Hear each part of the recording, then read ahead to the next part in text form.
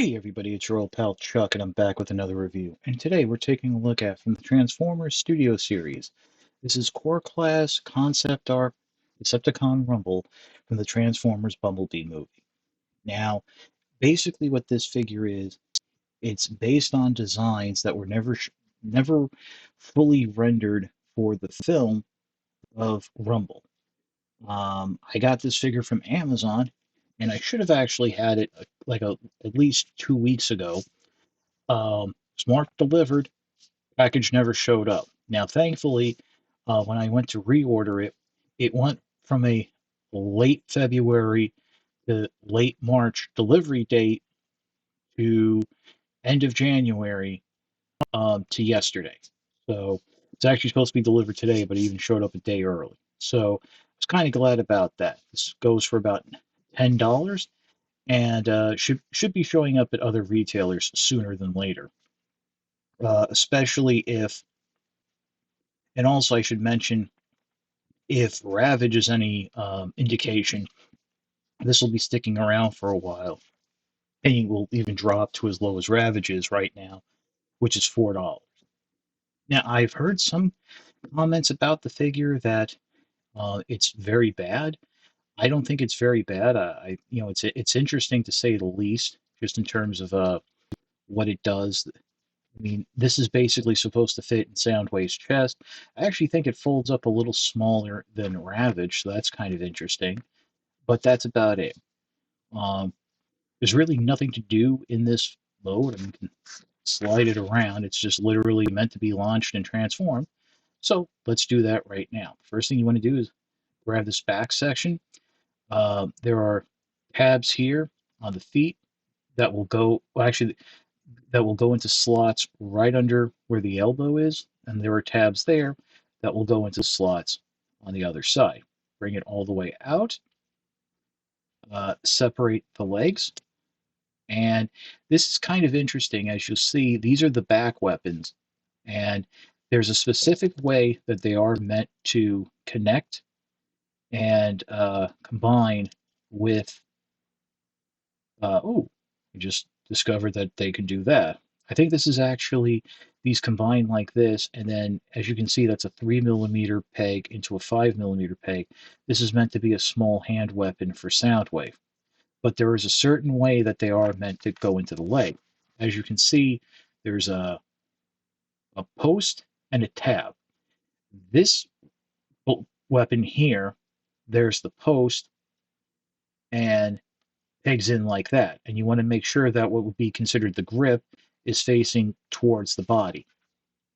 And then you have this weapon, and there's little slots on either side. And you want to make sure this pegs into the leg with its grip facing away.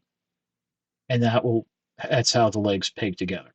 So right now we're just going to go ahead and remove them. Look down the feet. They peg into the shins.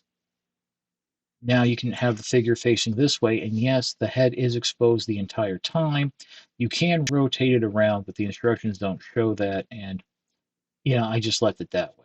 So now what you want to do is bring the arm down, just like so, and then rotate it like this. Oh, actually, you should probably rotate it like this with the pile drivers facing down.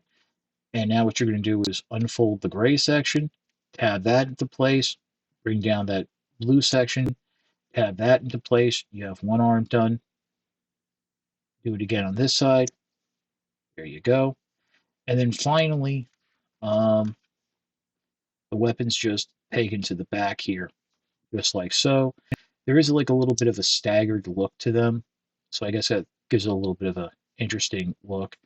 And it's not that uniform weapon design we're used to from Generation 1.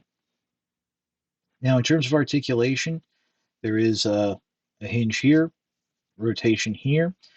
I guess you could bend the arms. I don't really see why. They're meant to lock into place like that. The head is on a ball joint. You do have full swivel, and you do have the ability to look up, which is actually meant to go along with the chest joint, to bring the figure forward. This is how the instructions show the figure being positioned normally. Now, moving down, you have a universal joint at the hip, and you have a knee ball joint at the knee. On the back of the package, it shows that you can actually bend the knees up, and with that foot transformation, you can actually get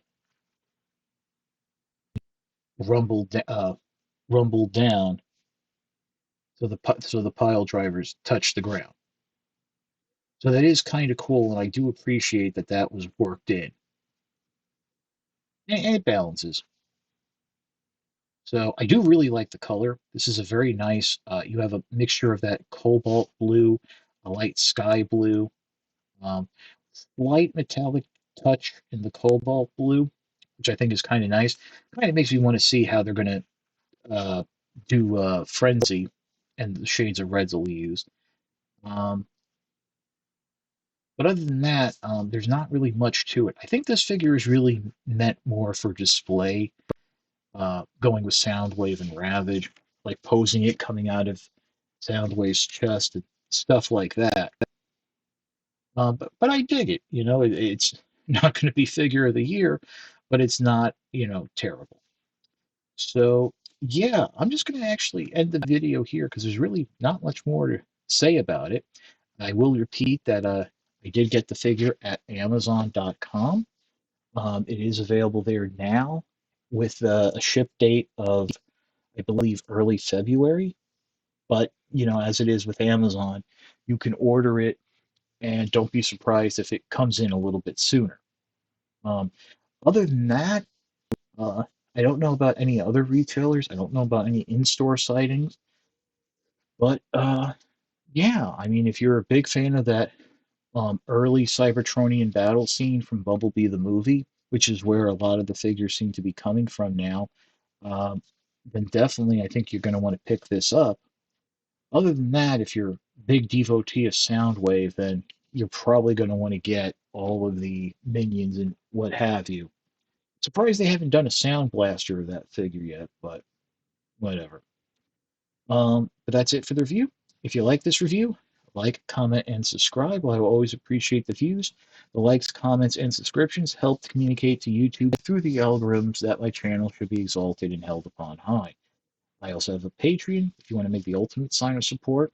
It is www.patreon.com/chuckdog1999. All I ask for is $1 a month, $12 a year. No thrills, no tiers, no special rewards. All you're doing is helping me help you to help me help you bring figures like this to you, as well as keeping up the infrastructure of the channel.